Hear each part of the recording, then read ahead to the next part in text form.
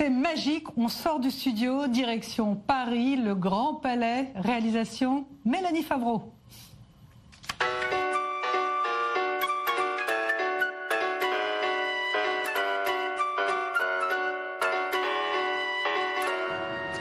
Voilà, on vous emmène visiter cette exposition au Grand Palais consacrée à František Kupka. Vous avez forcément entendu parler de lui ou vu au moins de ses tableaux. Il est né dans une famille modeste en Bohême orientale.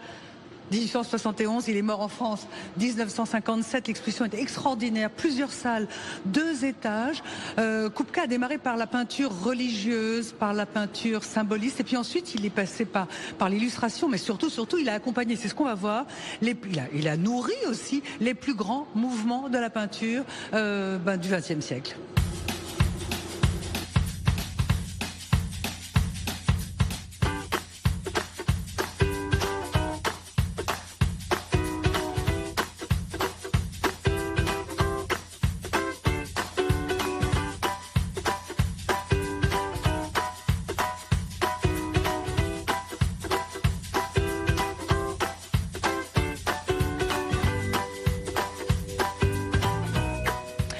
Voilà, c'est probablement cette salle qui est la plus significative du parcours de Kupka.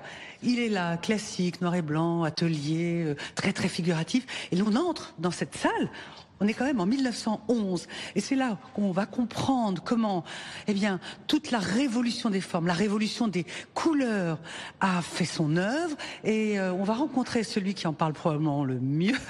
C'est le Cococo, commissaire de cette exposition. Cococo, parce qu'ils sont 3 en fait, c'est Pierre Brulé.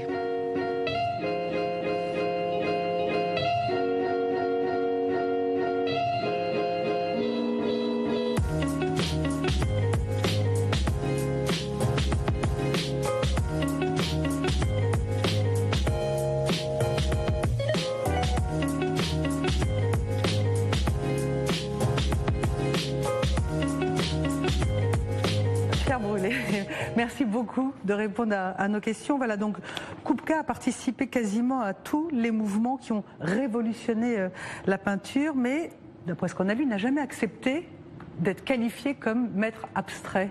Or, l'expo s'appelle Abstrait. Pourquoi ? Oui, il avait des réticences vis-à-vis de cette appellation d'abstraction. Pour lui, abstraire, c'était juste un processus qui consistait à éliminer, simplifier de plus en plus, ce qu'il a fait d'ailleurs. Donc, il est quand même, il peut s'inscrire sous cette dénomination d'abstraction. Ce qu'on doit retenir, c'est surtout le passage de l'art figuratif à l'art non figuratif, dont il a été le premier acteur. L'exposition propose tout un parcours depuis ses débuts symbolistes à la fin du 19e siècle jusque dans les années 50. Et c'est une vie longue. Il est né en 1871, il est mort en 1957, il avait 85 ans passés.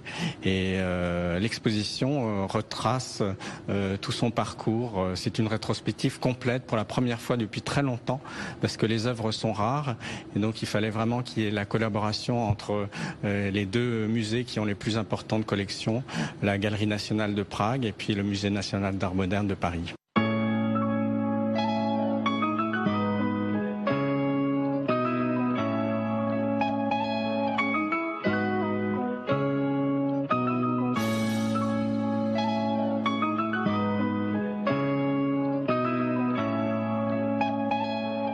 Quel courant traverse-t-il ? Qu'est-ce que nous, public, voyons comme courant traversé via la vie de Kupka ? On voit des préoccupations qui sont celles des artistes qui sont ses contemporains. Bien sûr, le travail sur la couleur, le travail sur le rythme, les correspondances avec la musique, par exemple. Tout cela, on le voit, mais tout ça pris d'une manière très personnelle. Effectivement, il est le contemporain du fauvisme, du cubisme, du futurisme aussi.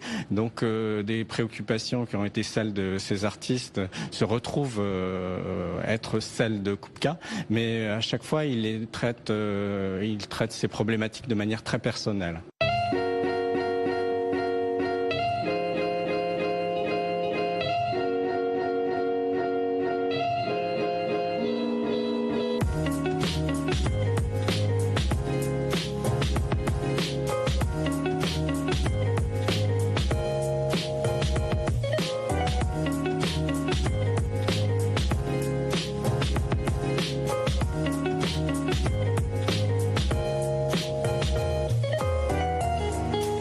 L'assiette au beurre, finalement, c'est quoi? C'est un engagement politique ou c'est juste un job? C'est un engagement politique personnel.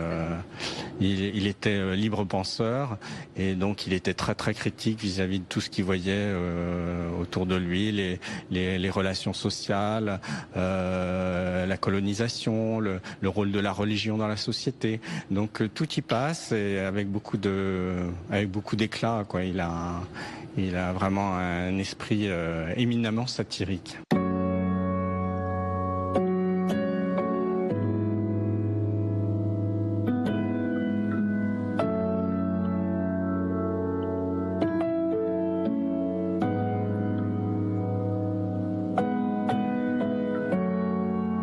Anticlérical, anarchiste, et pourtant, pendant la Première Guerre mondiale, non seulement il s'engage, mais il termine avec un grade de capitaine. Oui, c'est le cas de beaucoup d'artistes et de personnes de l'époque qui étaient contre la guerre, mais une fois que la guerre avait éclaté, ont choisi leur camp. Et lui s'engage dans la Légion étrangère pour combattre aux côtés de la France et pour libérer son pays, pour lui donner son autonomie. Donc il va être, à ce titre, il va participer à la fondation de la première République tchécoslovaque. Donc il a un rôle important à ce moment-là, et ce n'est donc pas qu'un artiste qui crée dans sa tour d'ivoire et œuvre dans le sens de l'art pour l'art. Il sait aussi, le moment venu, s'engager, quitte à le faire comme il l'a fait en 14-18, quoi.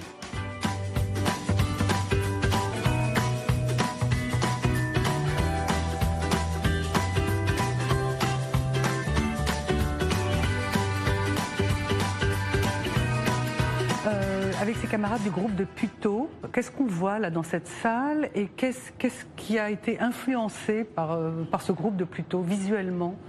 Le groupe de Puteaux s'intéresse à différentes problématiques comme la décomposition du mouvement, et ils ont ça en commun avec les futuristes. Ils s'intéressent aussi beaucoup à tous les problèmes liés à la perspective. Ils lisent le traité de la peinture de Léonard de Vinci et ils en tirent des enseignements tout à fait originaux.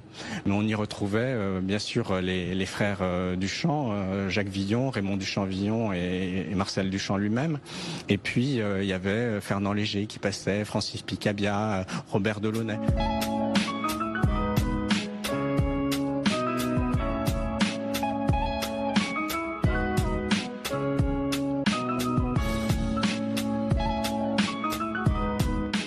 Kupka a utilisé ce motif des trajectoires de la balle lancée par sa fille André dans le jardin de Puteaux pour trouver les rythmes circulaires qu'on va retrouver dans Fugue à deux couleurs, Amorpha, la première œuvre non figurative présentée au Salon d'automne de 1912, qui sont présentés là-bas avec un ensemble de dessins où on voit tout à fait les trajectoires. Ce sont des dessins qui sont conservés au MoMA.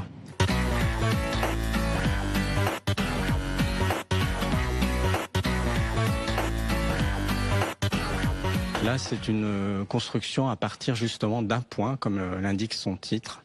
Et on a toute une explosion de ces formes, ces arcs de cercle saccadés et toutes ces couleurs.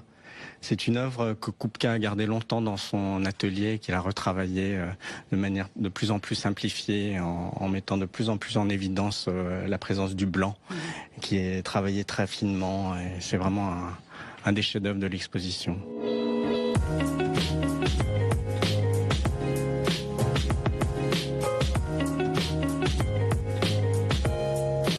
Bravo pour ce travail, c'est magnifique. Merci.